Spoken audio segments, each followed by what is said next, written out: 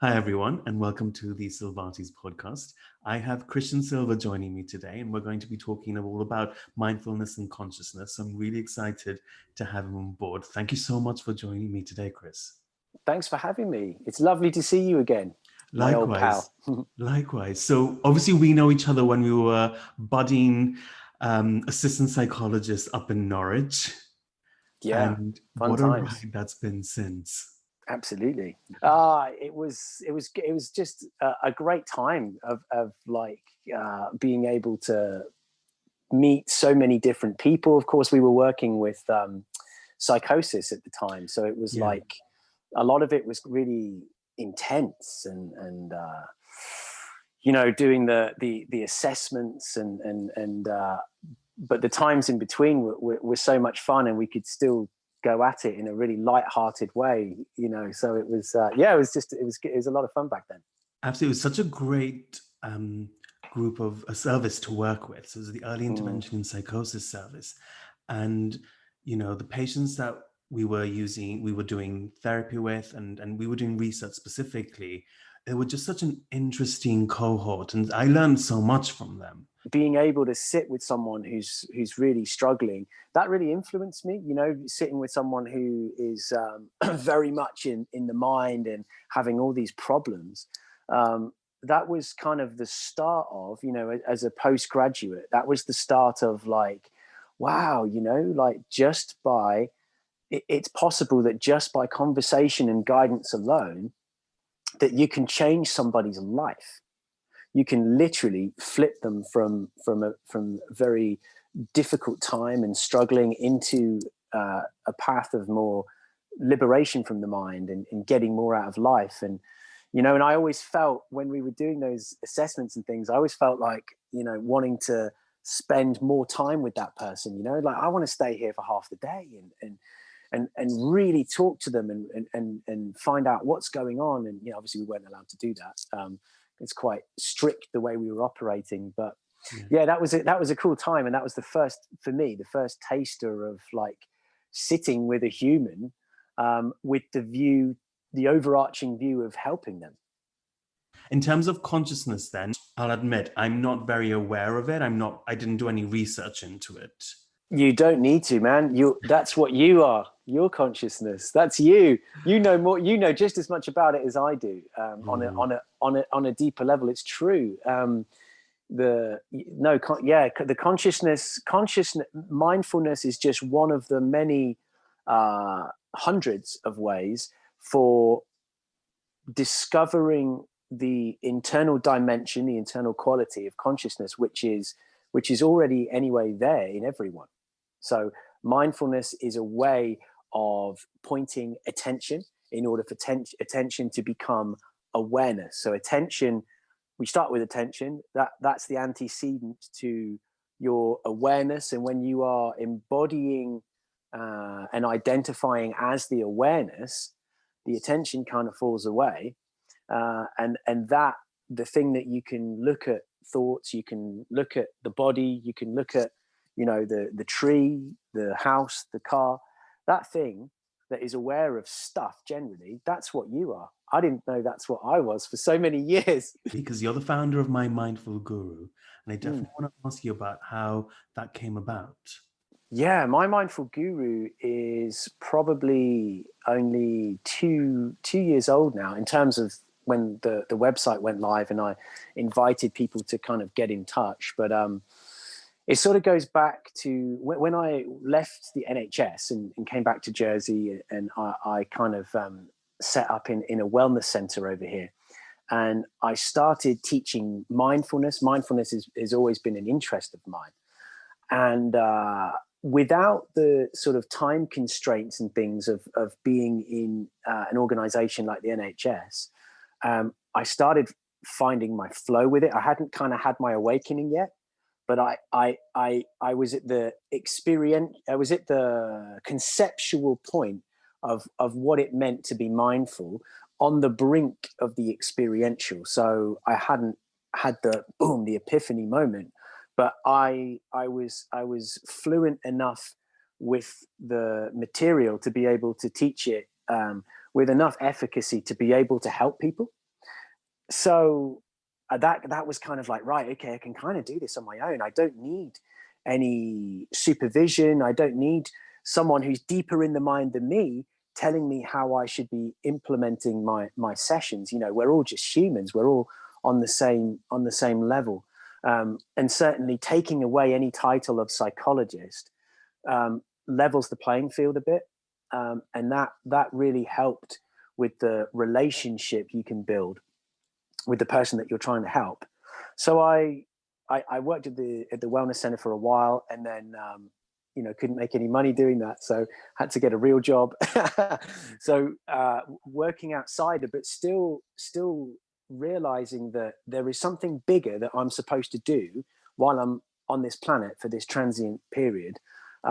So how am I going to do this? So I kept practicing, reading everything I could read. And I got really into the Indian yogi understanding of consciousness and mind and body, and the separation between consciousness and mind and body. So I read so much about the Buddhist, the Zen, everything from Eckhart Tolle, Alan Watts, Sadhguru. I was just throwing myself into this, and it was after a period that I spent using plant medicine and in deep meditation in South America. There was a period of reintegration after coming out of the Amazon jungle that I had a very profound kind of whoa. And then everything from that point just changed into absolute stillness, no resistance. I stopped being affected by events that happen in my life. You know, people say things like, I'm moving house and it's really stressful. So now I kind of understand that it's not possible for moving house to be stressful. We already know that because we've got person number one is like really stressed at moving house, and person number two is like kind of not that stressed in a moving house. So we already know that it's possible for varying degrees of impact that things have on us.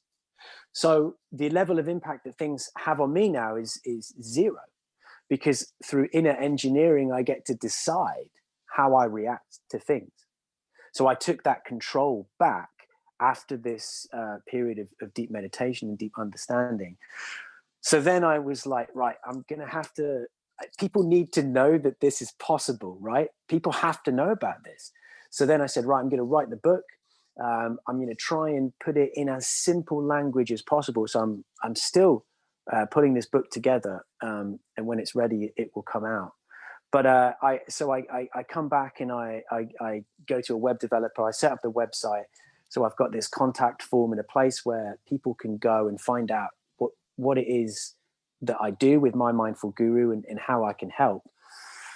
And I just started teaching. So I just sort of opened the floodgates, and I put the website up, got some social media set up, and I just, I get on the klaxon, like, come and talk to me. If you're struggling, come and talk to me.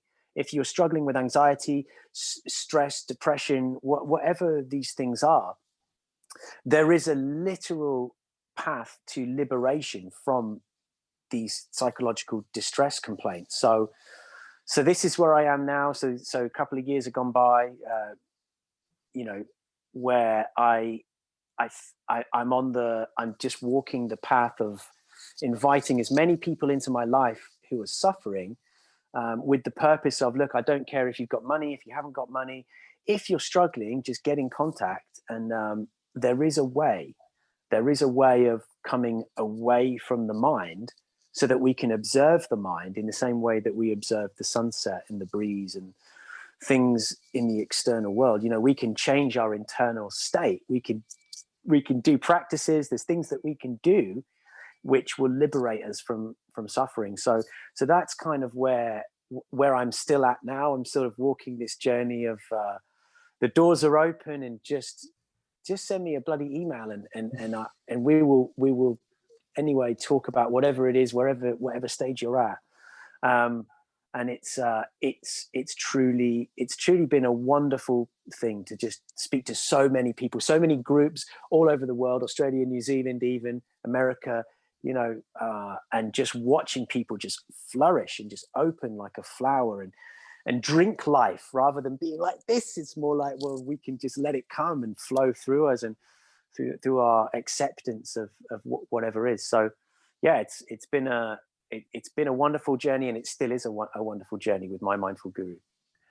That's amazing. And if nothing else, I will probably be moving soon. So I want to be that second person who doesn't get phased by moving. So if nothing else, I will Yeah, email you when I'm moving, definitely. let's do it. Yeah.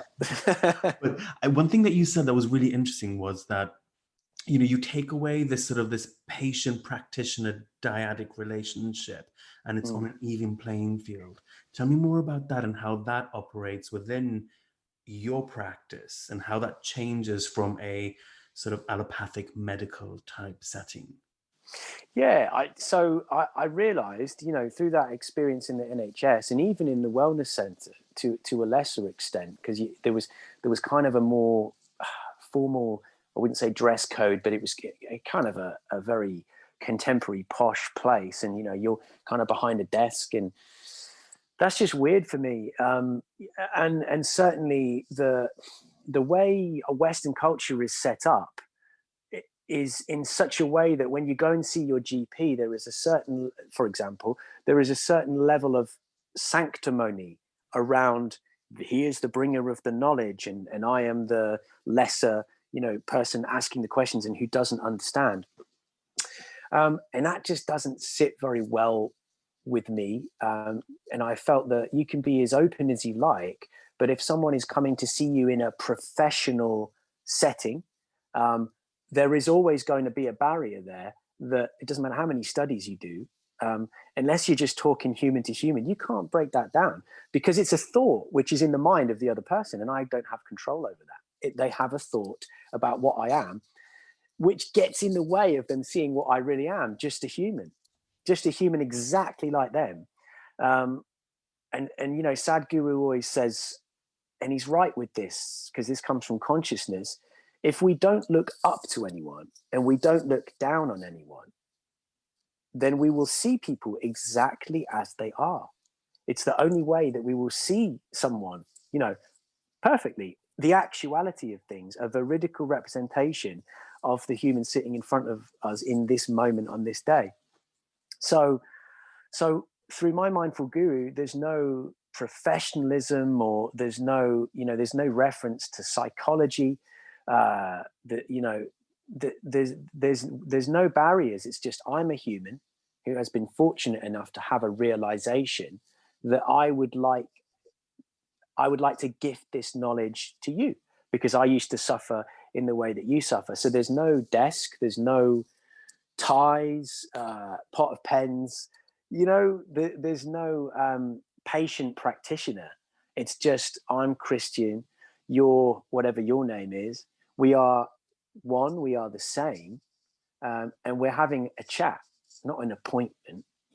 You're not a patient, and I like to do away with these terms, because they do create thoughts. And if the person sitting in front of me has a thought about what I am, they will anyway not really be able to hear the words that I'm saying, because they will go through the filter of the thought that they have of what I am. So I'm trying to lift that veil a bit more, just keep it as even as possible, and it's worked tremendously well. Just open, nice, pleasant conversation, right? And even working in the NHS, there are serious practitioners who they don't have that joyful pleasantness, and I understand, because the mind will do that to you. If you believe you're a doctor, if someone says, "What do you do?" and the person says, "Oh, I'm a doctor," no, you're not. You're a human. One of the things you do is the work of a doctor, but a doctor has only existed for a very short period of time. It's not really a thing that exists. It's culturally sanctioned and linguistically reinforced, but it isn't real. So the type of, I'm liberated from that, in the sense that I'm just a bloke. The person that I'm speaking to is just the other human, and it's nice. And there's no I'm this thing and you're that thing. We're just one. So it's working well. That's so interesting and so relevant because I know for myself, I mean, I've broken my foot multiple times now. Mm, And at least the first time I went in, I was, told this is what's going to happen. And as an osteopath, I have some knowledge, and I didn't feel like I had the right to ask, well, why is this happening? What's the management plan? Why aren't we pursuing this? And it was yeah. very much, I'm a patient, shut up and just do what I'm told. And this is not a criticism of the doctor at all. It's my interpretation of it and the way Mm, I responded. And mm, so, the doctor was fantastic. The service was so good. I mhm, have to, give them that credit. mm, But the second time I went back, I was like, okay, put your osteopathic hat on. And I was mhm, able to say all the things that I did in the first time round. And I got so much more out of it. mhm, mhm. And it Yeah, completely changed it for me. changes the dynamic, doesn't it? When Absolutely. and yeah, I've had experiences where I go to a GP. I don't visit GPs very often, but there is something about the way that has been set up. Humans are have an idea of what it should be to go and see a GP, and it's pretty well the same wherever you go in a GP's office, right? And I saw a GP recently, and you're sitting in the waiting room, and they come, and they say your name, and he didn't smile. So I follow him into the room, and it's it, there's no it's very clinical. There's no pleasantness, and it doesn't feel very human to human. There's so much there to break down, and I can imagine that if you're really identified as the mind, and there is a risk, there is a great risk that you will take this person's advice because they are the doctor. You will take this person's advice as an accurate reflection of reality, the 100% the right thing to do. Doctors have made terrible, terrible decisions. Very highly qualified doctors make awful decisions, and actually, this doctor made a very terrible decision in the moment that I was sat with him. For example, and this is not what happened with me. A young person will go in, and they will quite quickly, within a couple of minutes, prescribe a steroid. They won't tell you all of the side effects of steroids and how awful that is for this beautiful human technology, but they will prescribe it to a young person. Get on with your life. Here's a steroid. This will mask it. This is irresponsible. This is not. This is not about curing the underlying issue. It's about masking things. Someone can feel depressed or anxious, and they will go and sit with the GP, and within a couple of minutes, the prescription thing's out. Well, let's mask that. Let's mask that with some exogenous chemicals. Did you anyway not know that you could endogenously change your internal state of being through very basic daily simple practices, right? Which are thousands of years old, which predate any of this nonsense. And it's extremely irresponsible that they do that, because the person who is listening to them has a belief about the identity of this person. They don't see another human. They see an identity. The GP is an identity, an unquestionable truth. So it's very dangerous when we don't quite. What are the side effects of this medication? Are there any alternatives to this medication? Very quick, you've prescribed this. Like we know from working in the NHS, a psychiatrist, the only medical doctor working with a particular organ, the brain, who doesn't look at that organ before they take a course of action. Imagine you go and see an ear, nose and throat specialist, and they don't have a look down the old tubes. Any specialist, a heart specialist, they're going to have a look, monitor the heart. But the psychiatrist, not interested in knowing anything about the brain as an organic structure. Based on the things that you've told me on this presentation, here's some very dangerous pharmaceutical products, chemicals, which will have innumerable side effects, which we will have to change the dose. You might have to be on it for the rest of your life. What we're not doing is as a culture, we're not being focused on being healthy all of the time. It's like, wait until something goes wrong, because culturally, you look at the media, you look at what's going on in the world, things are going to go wrong. People are going to get upset because we don't have these spiritual teachings anymore. We've lost our thread as human beings. So now put put a plaster on it, oh, depression, here's some pills, anxiety, here's some pills. Will it cure it? No, but it'll mask it, and then we'll keep changing it. It's Yeah. obviously a flaw. There's some serious flaws in this model, and we need to work towards it, changing this. Absolutely. And I know that I did some research on my dissertation on lower back pain and depression levels and how physical activity actually can have a really positive effect Mm-hmm. on, and I found it was on people with high depressive symptoms. So we know that there are alternatives. It's in the NICE guidelines. Why they're not just Right. referring people to a gym or to an exercise class or prescribing, and I do this all the time, I'm like, just go for a walk, go for a 20-minute walk Yeah. every single day. If you've got back pain, come to me and let me know what happens afterwards. But so my question then is, how can we use mindfulness? And I suppose my question precursing that is, what is mindfulness and how can we use mindfulness for that type of situation? So mindfulness, and I don't only work with mindfulness. I use the term mindfulness because it's kind of colloquially accepted in the West. Someone in the office will have heard of what mindfulness is.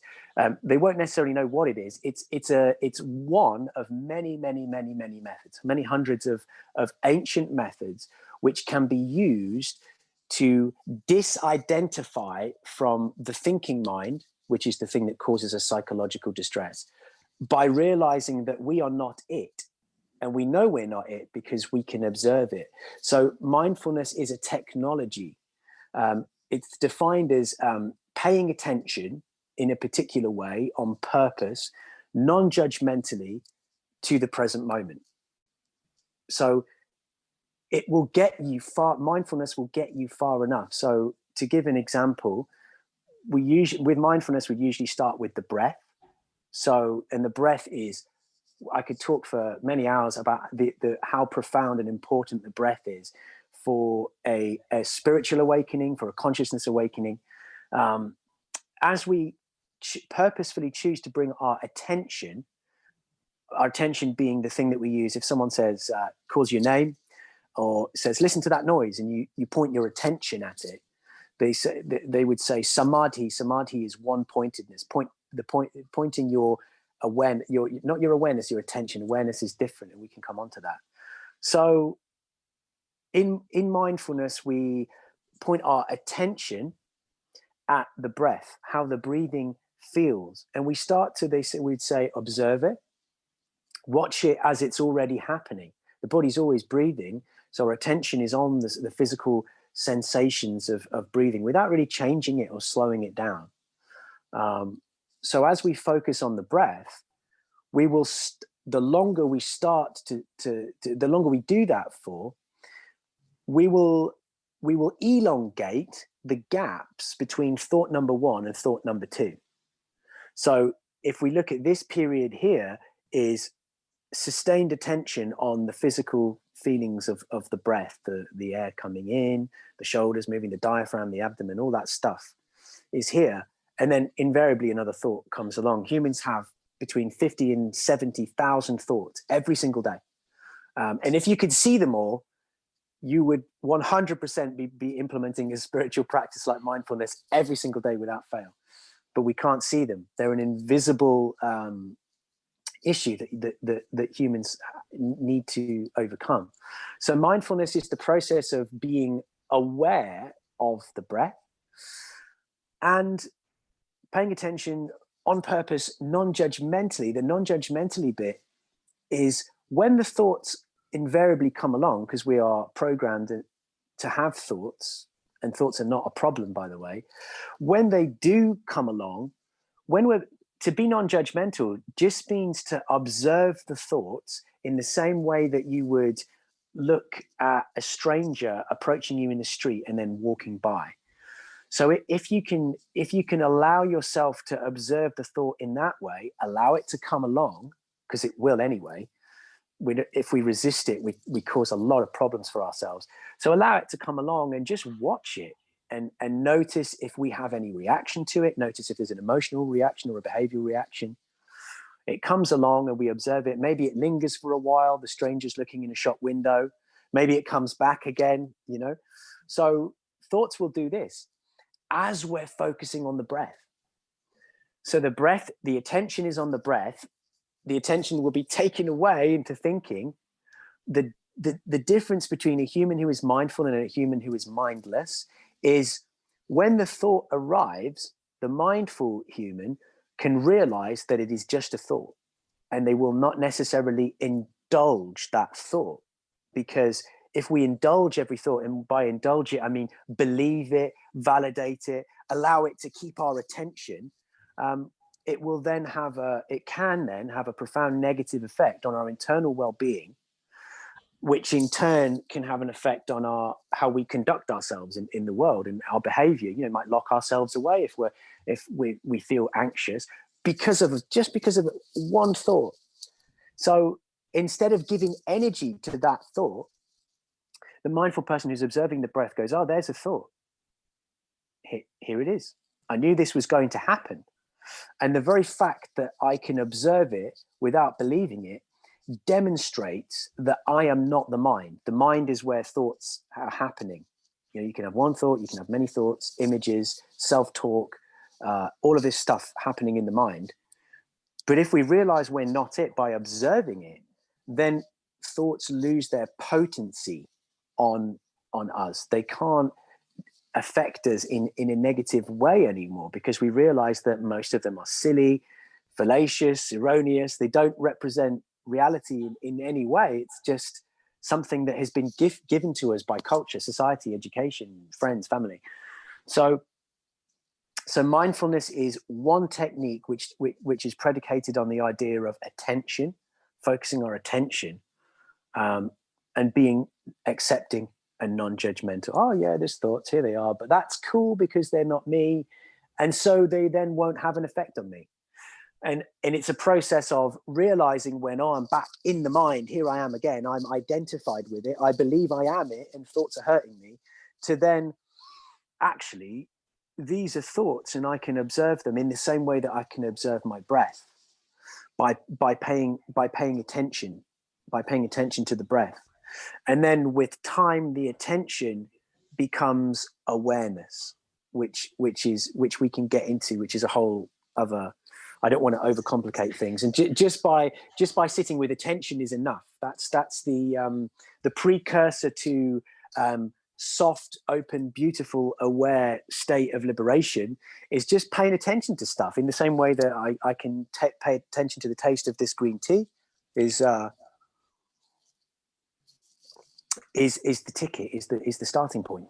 And how powerful is that? Because as somebody who is in therapy twice a week, being able to identify my thoughts as not being me, or not giving my thoughts as much power and catastrophizing and, giving into those core beliefs, that's huge. Huge. Yeah. It's really when that power emerges, it really is the reason why we're here. You see the depth that consciousness has. People talk about meditation, but there's no such thing as meditation. To be meditative is our real state of being. Everything else is just added by our experience. The mind is an accumulation of thoughts, which was given to us by the culture that we live in. A great example is if you talk to someone in the UK about, I'm going for lunch and I'm going to go and have a dog sandwich. Oh, that's awful. They will anyway eat a cow. This is a culturally sanctioned belief rather than an actual understanding of reality. Morally speaking, there's no difference between a cow and a dog, right? The same person would jump to defend a cow that was being attacked as a dog, right? This is wrong. You can't hurt this thing. The difference is culture will sanction a set of beliefs and gift it to you.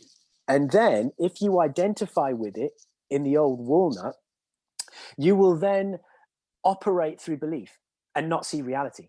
So it's clearly a logical fallacy to defend a dog over a cow in terms of what's fair game for eating. Everyone can see that it's just a cultural belief. I believe that this animal is okay to eat, but this animal isn't. there's this bizarre inclusion exclusion criteria, and then you say, well, what's it based on? Well, we've always done this. Well, and then you see, okay, it's a cultural belief. So you transcend cultural belief so that you get to actually conduct yourself through what you see and experience rather than what you're told is the way to conduct yourself. So there's an inner moral barometer, moral compass that we all have, which is masked by thoughts, beliefs, assumptions, identities, all this stuff. And it is our job as custodians of the planet to peel them away and find our internal consciousness so that we can be kind, blissed out, pleasant. And it's easy. It's available for everyone. And when you have it, you're like, wow, here we go. Every day is beautiful. We're mortal beings. I will anyway die one day. So why can't I enjoy washing the dishes? Why can't I can enjoy everything? I can enjoy the journey from A to B. I'm not trying to get to B when I'm at A or on the journey. I just enjoy the journey. Oh, I'm here. Wonderful. So there is a huge form of happiness and pleasantness and kindness that emerges by liberating yourself from beliefs and assumptions and all this stuff that our culture very, very kindly gave to us through our years on the planet. Yeah. So in that sense, it's profound. So one thing you mentioned then, I don't want to paraphrase you wrongly because I'm still trying to learn about it. You mentioned meditation isn't, can you just expand about that? Because it's to be meditative is not is not a thing that you do. It's not you can't do meditation. It is being that which you really are. There's no practice of it. You just flick back into being all of a sudden. So if I sit here, in Zazen, they do the open awareness meditation where they might even keep the eyes open and they will just sit, and they call it calm abiding, and they will just sit, and whatever is present in each moment, whatever the experience is accepted and observed. So if there's sound, the sound just plays with the eardrums. It's not labeled. When we're in this state of awareness, this is what we really are. So when we're in a sitting practice, we're not meditating. We're just being what our true inner state is and always was. But humans have the mental faculty, the logical faculty, and it tends to outweigh this beautiful, calm, pleasant awareness. We know it does because the world has war, violence, conflict. All of these things are totally unnecessary. But the mind is added to humans as we live through life, and the school system is a lot to blame. Culture is extremely toxic in this sense, because it adds all of these erroneous thinking patterns and competition. I remember at school, it's all about competition. I'm like, but I like these people and I'm not trying to win against them. Like there's just there's an inner intelligence that we all have, and we don't need the media or the government to tell us what to do. We don't need law or any of these things. We already know what I know what the right thing in each moment, what the right thing to do in each moment is. It can be anything, but we know how to react when we are aware and awake and present in each moment. But if I'm not meditative, if I'm not aware, if I'm not alert to the world, what I see, what I hear, if I have pre-existing beliefs about things, then I'm not reacting to what's actually there. I'm reacting to what I've learned up here, if by believing stuff. So it's just returning to the natural consciousness that is already within us. Yeah, and that's so pertinent because I remember when I was studying for my osteopathic degree, there was never a sense of, yes, there was a sense of competition, but at least for me and my group of friends, there was never a sense of, if I get a better grade, that devalues yours. And so it was about helping each other and about allowing everyone to rise together and not bringing another person down to make you feel better. Mm-hmm. And so this is what I'm hearing and what I'm relating it to, especially in an academic setting. And I can't imagine how much more freer school would have been if that was a more profound thing that we were taught. Yeah. Why do we not talk about how important it is to be pleasant with each other? It's reinforced in school, isn't it? And I was largely through not necessarily agreeing with the system, largely ostracized in school because I would see a teacher shouting at a student, and it's like, you do realize that you have one of the most, if not the most important job on the planet, sculpting the future of the planet, the future humans of the planet. And you're going to teach them that if they don't understand a concept that you're teaching after multiple times of you explaining, that you shout at them. And I remember even like as a child recording my French teacher on my phone. He shouted at me for not understanding a French term that he'd told me previously.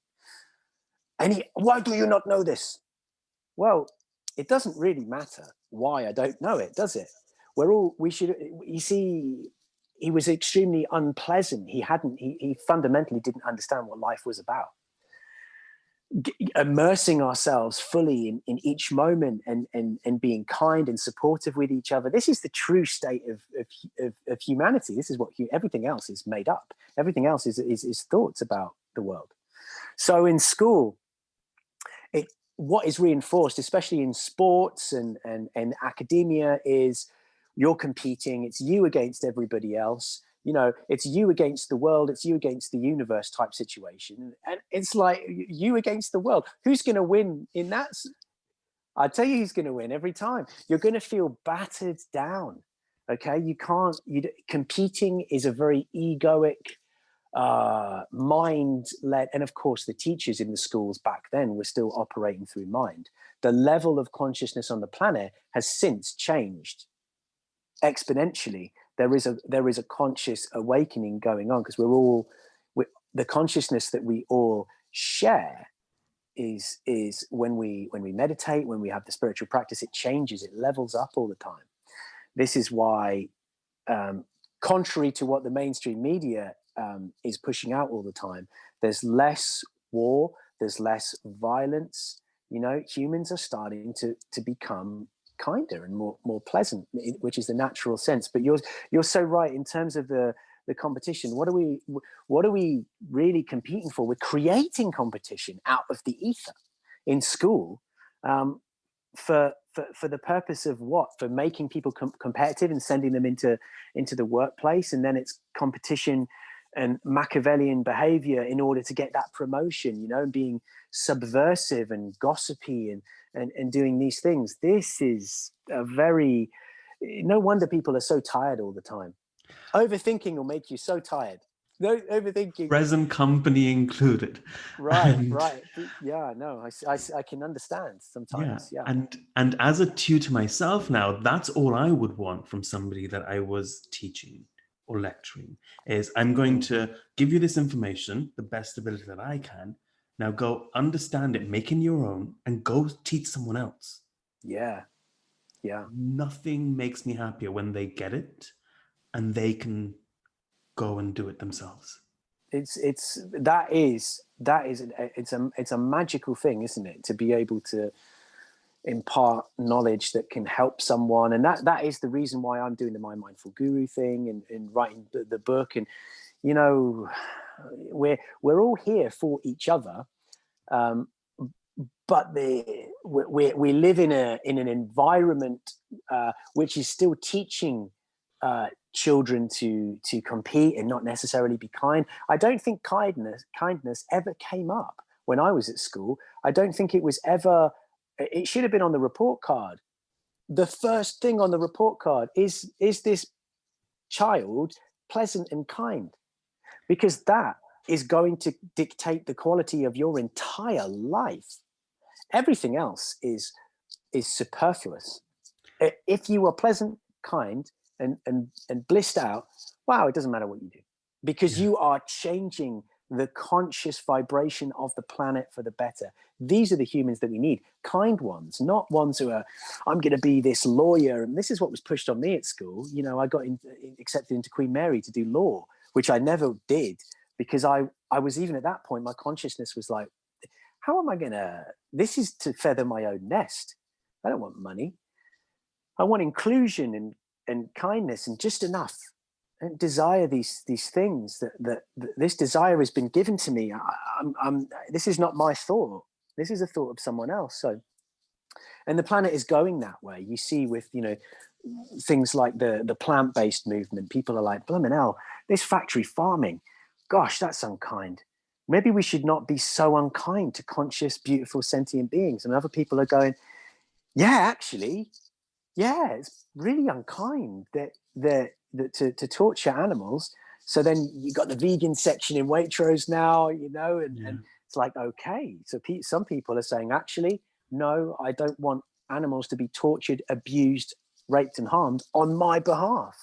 Thank you very much. These are all landmarks on the upwards trajectory of the blossoming of the global consciousness. Yeah. And even when you talk about kindness, I'm thinking, how do I foster that within myself? How do I foster an environment around me that's going to facilitate that? Because I know doing the job that I do, it's not, and we were talking just before about how, you know, the job that you do doesn't define you. It's something that you happen to do. Mm-hmm. You know, I'm an osteopath, I'm a tutor, I'm all these different things, but at my core value, I'm that person. And I'm using your words. I can't take credit for that. Um, but I just wonder, like, how do we create or foster this environment that facilitates that? Because I know when I'm, you know, and I work in the NHS, so it's busy, there's a lot of demand placed on you. And I can imagine other people in other institutions might have that same pressure. I know when I'm tired, sleep deprived, hungry, you know, Mm, I don't become less kind, but I become less patient with myself. I become mm, less, I want to say less empathetic. It's not necessarily the case, but I become more critical of myself. mm, And if I'm doing that to myself, what am I transferring to the people coming to me for help? mm-hmm, And mm, so how do we foster that for ourselves if someone's listening to this? mm.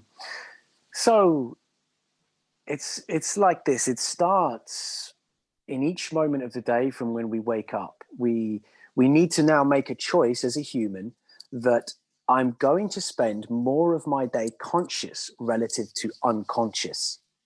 So by unconscious, I don't mean knocked out. I mean the attention is in thinking and not in the whatever you're doing. So you can be conscious and direct thought as well, but this is something different. But for the purpose of every day affecting the quality of the day, each day we have a certain number of daylight hours to affect the quality of the day. So when we get up in the morning, instead of reaching for the phone, we we feel grateful. We wake up. I'm alive and breathing. Wow. What are the odds in 2020 right now, 2021 right now?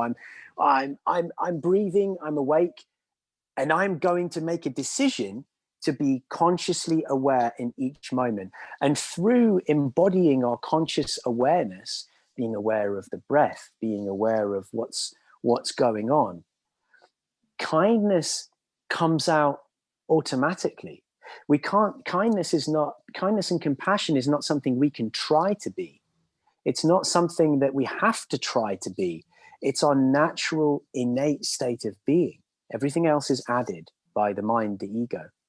When we go back, just go back to the breath. I always say this to people during the day. When you're in conversation, you're talking to someone, be aware of your breath at the same time as you are aware of their words, and mindfully point your attention at them, at what they're saying. Okay. And be aware of the gaps between your breath, even when you're not breathing, and you will become so conscious. And consciousness is kind, loving, benevolent. But you know what else I say to people when we're talking about the daily job, and going in, and there's this happening, there's that happening, it's chaotic. You haven't got to be loving. It's not like you hear in the spiritual realms, you always hear love and light, love and light. Sometimes you can't feel love in that moment, but you can always feel pleasant. You can always feel pleasant. And I regularly have to go into an office where not everybody is particularly pleasant. Some people are very, very identified with the mind. This is why I don't necessarily talk about this element of my life much, because I use it as an example. It's very useful. When I go into an office and I'm dealing with people who are upset, stressed, a little disturbed, they have dis-ease inside them. They feel at a dis-ease. So they maybe won't say good morning, or, they won't look up from the desk. That's a choice. You can choose to feel like that. So if everybody around us is in this way sick or unwell, if everybody around us is perturbed, disturbed, or not being particularly pleasant, does it really make sense for us also not to be pleasant? It's completely illogical. If everybody around me is sick, well, I'll be sick as well. You're a product of your environment. It doesn't make any sense to do that. When I get to control, I get to decide how I feel internally. If I only decide to be pleasant when someone else is being pleasant to me, then my feeling of pleasantness is down to chance, isn't it? It's just chance. I don't want my feeling of contentment to be a roll of the dice. It's going to depend what I encounter today, how I feel.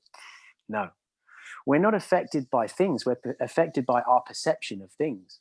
So if someone in some of the work that I do, I will regularly have someone shouting at me really aggressively, perhaps in my face, trying to evoke a reaction from me, crying and being abusive. This happens a lot. But my understanding that the way they are feeling is only a representation of the way they are behaving is only a representation of how they feel internally.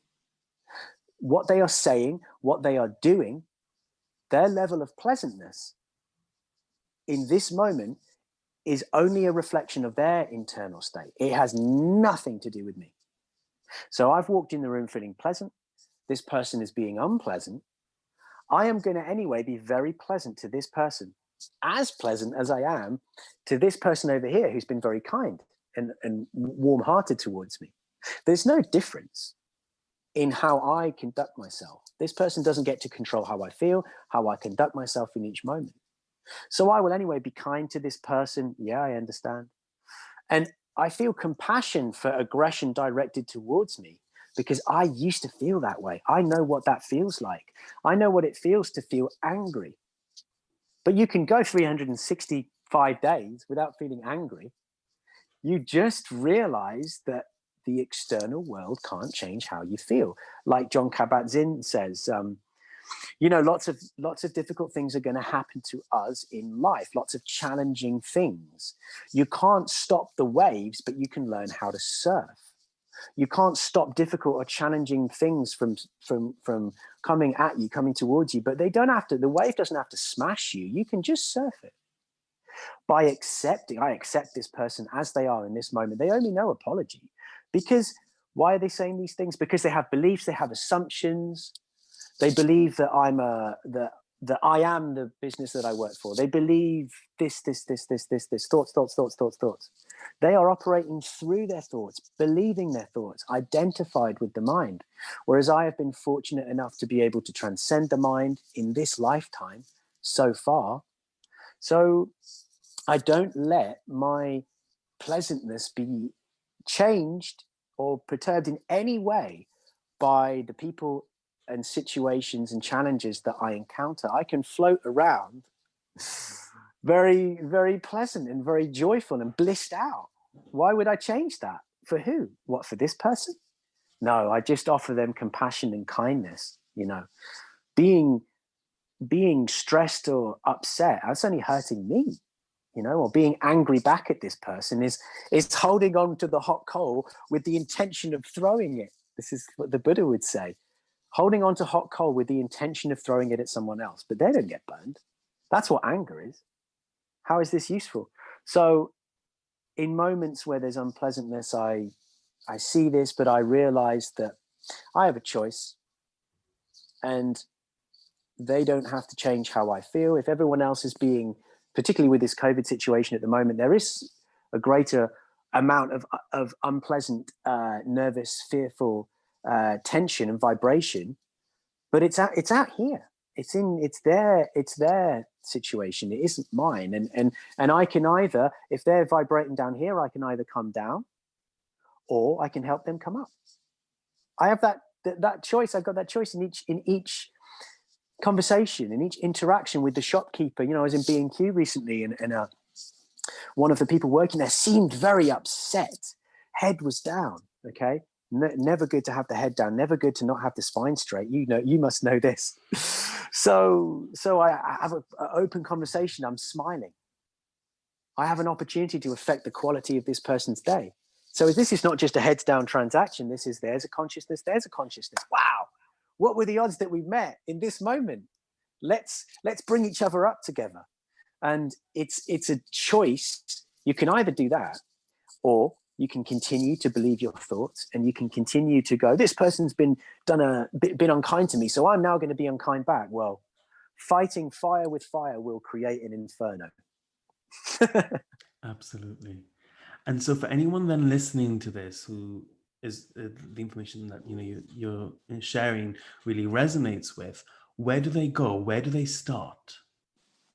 So, well, it really, there is no need to read. I mean, I talked earlier about, I've always thrown myself into the literature, into reading the spiritual texts, and you can have a spiritual awakening and wake up back into the consciousness without reading a damn thing. You can, just by sitting. If you were interested to talk to me on the video chat, or you want to set up a group for your business, I do talk to groups and individuals, couples from all over the world. You can go to mymindfulguru.com and use the online form, and it will just ping me an email, and then we can set something up. But also, if the type of conversation that you and I have had here today, if it awakens something in someone listening, I would say start by sitting, just for no reason, just sitting in perfect silence for part of your day, and start by, with your eyes closed or open, just realizing what happens. Observe what happens within you when you are perfectly silent. No TV, no radio, no Facebook, none of these things. See what happens just sitting in silence. You might find that the internal chatter, the monkey chatter, starts happening. That internal dialogue starts happening. Oh, we need to do this. Oh, we shouldn't have done that. Oh, he said, she said this. Oh, what I should be doing is this. And it's going to try and make you not sit in the present, in the now, the only thing that's real. It's going to probably want to engage you in memory or imagination, past or future. Memory or imagination is the only thing humans suffer. So it's going to want to do that. It's going to want to pull you into that. So I would say sit and watch it, and just watch what the mind does. And start the practice of not indulging it. Start the practice of getting the mind from here, I'm in it, and the thoughts hurt me, to kind of here. As a physical three-dimensional example. Oh, right, there are thoughts. Yeah, that guy on the podcast said that might happen. And here they are. And I don't have to believe them. I don't have to believe everything I think. And I can start to have an understanding of where these thoughts have come from and the effect they might be having on me, and whether I want to indulge them, whether I want to use the conscious energy that I have, because we are an energy, we are a vibration, and feed that into thoughts, because then you will get this conglomerate of these little thoughts will turn into this cloud, which once it's got energy, it's gonna lurk around. So you can start by focusing on the breath and creating a distance between the mind and the awareness, the body and the awareness. You can even say, I'm not the body, I'm not the mind. I'm not the body, I'm not the mind. That can be a mantra every day. I'm not the body, I'm not the mind. The body is an accumulation, the mind is an accumulation, but the awareness is a constancy which has been present throughout our whole life. It was the same conscious presence which was there when we were a child. That body doesn't exist anymore. Those cells have all changed and been renewed into these cells. So the body is an accumulation. I eat food, it turns into this. You eat food, it turns into that. So the body is this accumulation, and the mind is an accumulation of the thoughts that have been fired into it. So we know we're not those things. So it's just a case of discovering, well, then what am I? So when we ask ourselves the question, who am I or what am I? The purpose is not to answer the question. The purpose is sort of to dissolve the questioner. You know, it's like, oh, right, well, I'm none of the things that I think I am. I'm the thing that observes the things that I think I am. And that's the moment. And it takes days, weeks, months of, you've got to do it every day. If everyone who has a small spiritual practice will not suffer the stress, anxiety, and all these things. Anyone who has that small spiritual practice every single day, no belief, no dogma, none of this, it's not religious in any way. A small spiritual, daily spiritual practice, yoga, whatever it might be, will elicit the distance between the awareness and the mind. And it's this disparity between these things, which is the liberation from 99.9% of all suffering, conflict, interpersonal issues, gone. And we can together raise the global consciousness, and we'll start to see an end to the bickering, the fighting, all of this stuff. All of a sudden, this is gonna decline rapidly as this conscious ascension happens. So, yeah, hopefully anyone listening, that is helpful, and you can start without guidance.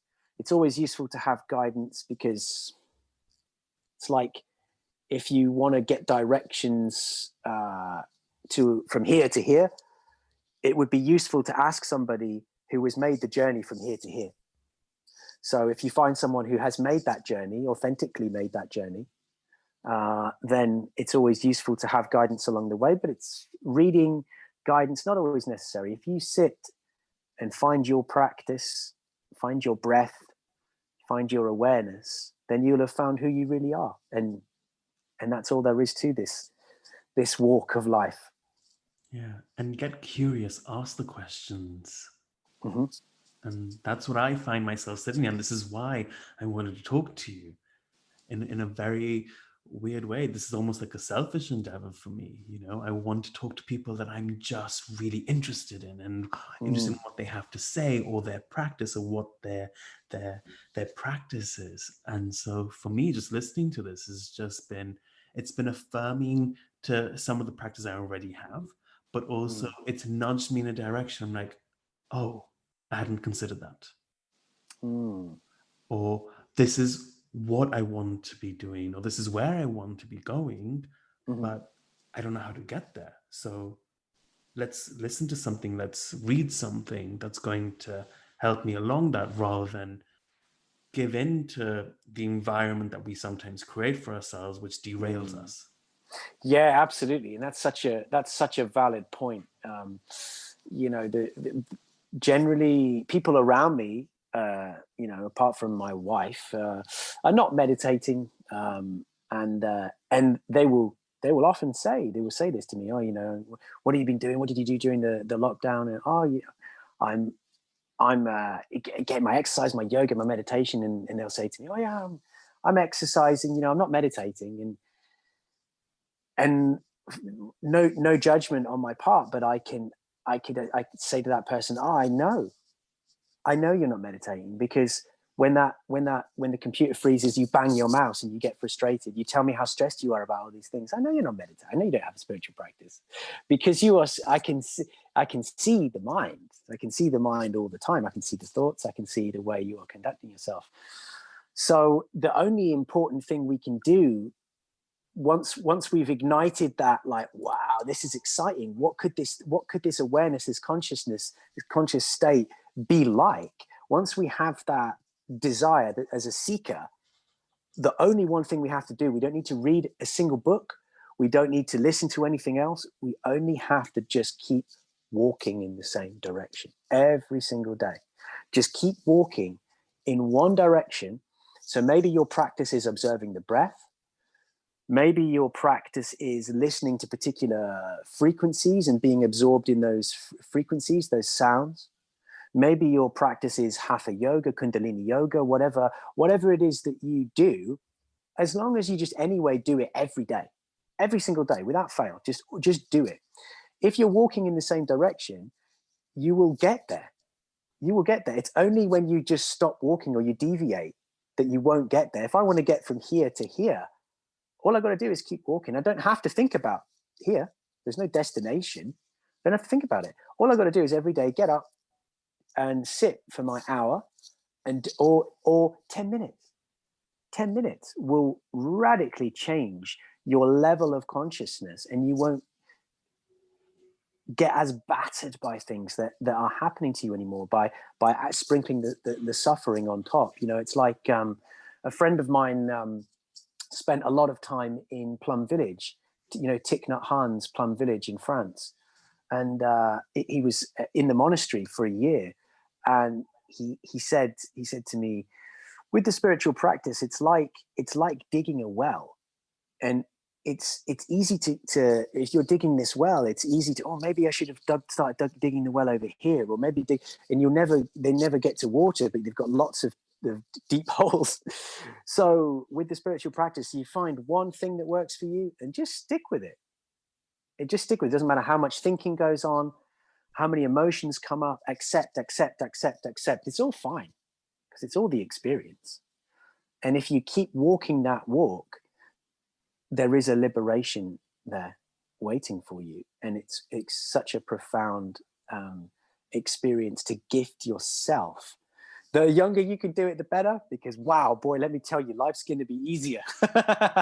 Moving house, no sweat, and really difficult things like challenging things might happen to you. And I have colleagues who, what are we going to do about this? Well, we're going to work with it, but sprinkling suffering on top of a difficult situation is certainly not the path. So. And this is the spiritual practice is the only method of achieving that. Psychological technique will only take you so far. It won't take you to that. It won't let you jump. We talked earlier about before the podcast about cognitive behavioral therapy. We've both, to greater or lesser extent, researched that and had lessons and been taught, and we implemented it ourselves with people. Learning to have cognitive doubt, which is the whole premise of CBT, isn't it? To have cognitive doubt. That's what you're doing.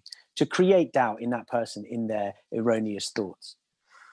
That only gets you so far. It doesn't teach you the inner quality, the inner dimension of what you are.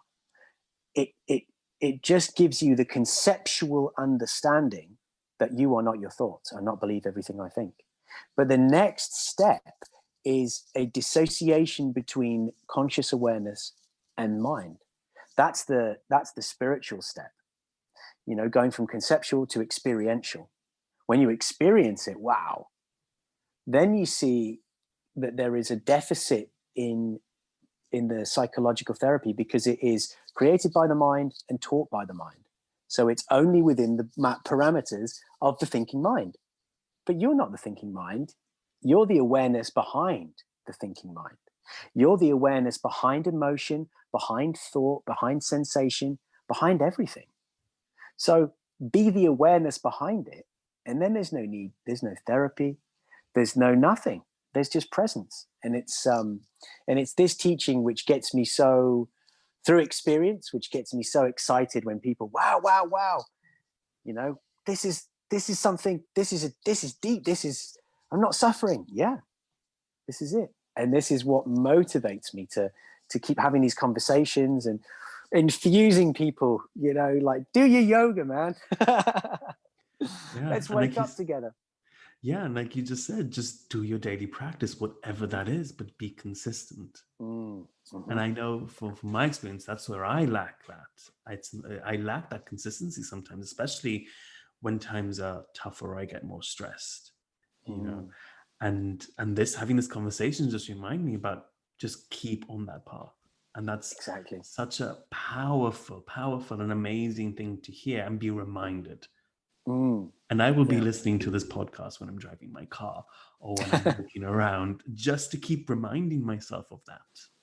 Absolutely. I mean, if we don't keep up that practice, if we don't do it, or rather be it, what will happen is something difficult will come up and we'll feel awful.